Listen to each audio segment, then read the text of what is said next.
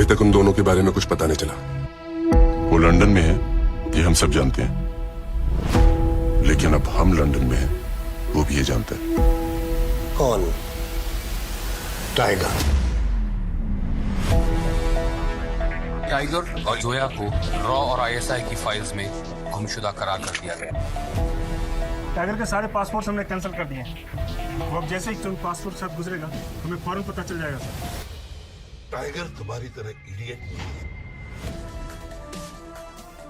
दोस्तों, जल्द ही रिलीज होने वाली फिल्म टाइगर पार्ट 3 की कहानी कुछ इस कदर आगे बढ़ने वाली है। तो अब पुलिस ऑफिसर्स को उनकी गैंगस्टर्स की टीम तो मिल जाती है, पर अभी उस टीम में सिर्फ 5 लोग थे। वो चाहते थे कि इस टीम में कुछ और लोगों का एडिशन हो जो इनसे भी बड़े माफिया हो। वो उन 5 गैंगस्टर्स से पूछते हैं कि आखिर कैसे वो बाकी लोगों को अपनी टीम में ला सकते हैं। तब वो गैंगस्टर्स बताते हैं कि वो 3 बड़े माफिया ऐसे आम लोगों पर वार नहीं करते। उनका काम चोरी चकारी से बहुत ऊपर है और अब वो सिर्फ स्मगलिंग का धंधा करते हैं, और वो भी फॉरेनर्स के साथ। अगर यहाँ वो किसी के साथ बुरा करते हैं तो सिर्फ तब जब कोई उनके साथ बहुत गलत करे। अब पुलिस वाले समझ गए कि इनका मिलना थोड़ा सा मुश्किल है। उधर वहीं जो बड़ा गैंगस्टर था उसने पूरे शहर में तबाही मचा रखी थी। वो लोगों को किडनैप कर रहा था और पूरे शहर में हाहाकार मचा रखा था। और पुलिस अब ये भी समझ गई थी कि बाकी बड़े माफिया डॉन का मिलना इस बड़े गैंगस्टर को पकड़ने के लिए बहुत ज़रूरी है। और इसीलिए वो डिसाइड करते हैं कि वो खुद उनसे बात करने जाएंगे और आराम से सारा मामला समझाएंगे। अगले दिन 2 पुलिस ऑफिसर्स उनके बेसमेंट में जाते हैं और कहते हैं, हमें तुम्हारे डॉन से मिलना है, उनसे कुछ बात करनी है। सामने से जवाब आता है, ऐसे ही कोई भी उनसे नहीं मिल सकता, कौन हो तुम लोग? पुलिस ऑफिसर्स कहते हैं, भाई समझो, बहुत ज़रूरी काम है। लेकिन गेट कीपर्स उन्हें अंदर तक नहीं आने देते, जिसके बाद अंदर से आवाज़ आती है, अरे कौन है, आने दो। उनके लिए गेट खोला जाता है और पुलिस ऑफिसर्स अंदर जाते हैं। और अब अंदर जाते ही डॉन साहब कहते हैं, अरे आज पुलिस के लोग हमारे इलाके में, ये चमत्कार कैसे हो गया? पुलिस वाले हैरान रह जाते हैं कि आखिर वो उन्हें कैसे जानता है, क्योंकि वो अपनी पुलिस की यूनिफॉर्म में थे ही नहीं। डॉन कहता है, अरे चौंकिए नहीं, हमें तो पूरी दुनिया की खबर है, क्या लेंगे, चाय पानी? पुलिस वाले कहते हैं, हमें आपकी मदद चाहिए। दरअसल आप तो जानते ही हैं कि आजकल शहर में कैसा माहौल है। पता नहीं कौन बदमाश है जिसकी वजह से आम जनता का घर से निकलना भी मुश्किल हो चुका है। अब कोई और हमारी मदद नहीं कर सकता। हमने बहुत कोशिश की पता लगाने की कि आखिर ये है कौन, लेकिन हमसे नहीं हुआ और इसीलिए आपके पास आए हैं। हमने बाकी 5 गैंगस्टर्स का भी एक ग्रुप बनाया है और चाहते हैं कि आप उन्हें लीड करें। तभी अंदर से एक लड़की डॉन के पास आती है और बैठकर सिगरेट पीने लगती है। ये देखकर पुलिस वाले चौंक जाते हैं। तब डॉन कहता है, अरे बातें इतनी हो गई, हम में से किसी की पहचान तो कराई नहीं।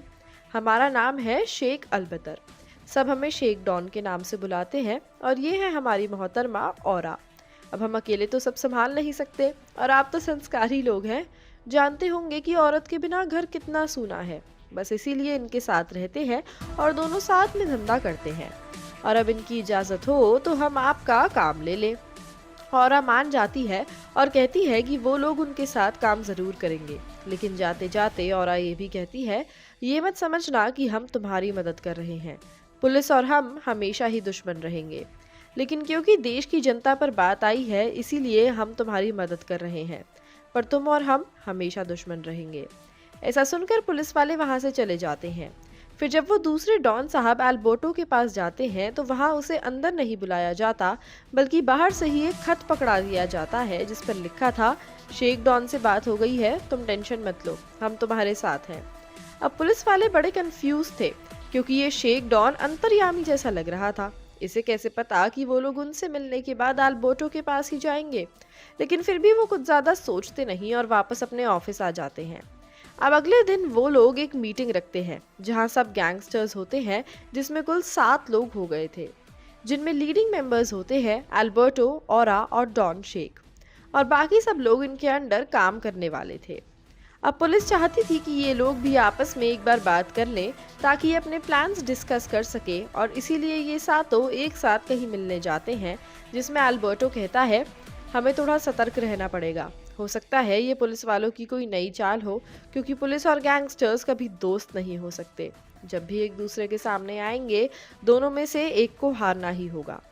जिसके बाद शुरू होता है उनका मिशन, जिसमें वो एक एक करके सब एनालाइज करते हैं कि जितने भी लोग रिपोर्ट लेकर आते हैं तो उनमें उनका कैसा रिएक्शन था।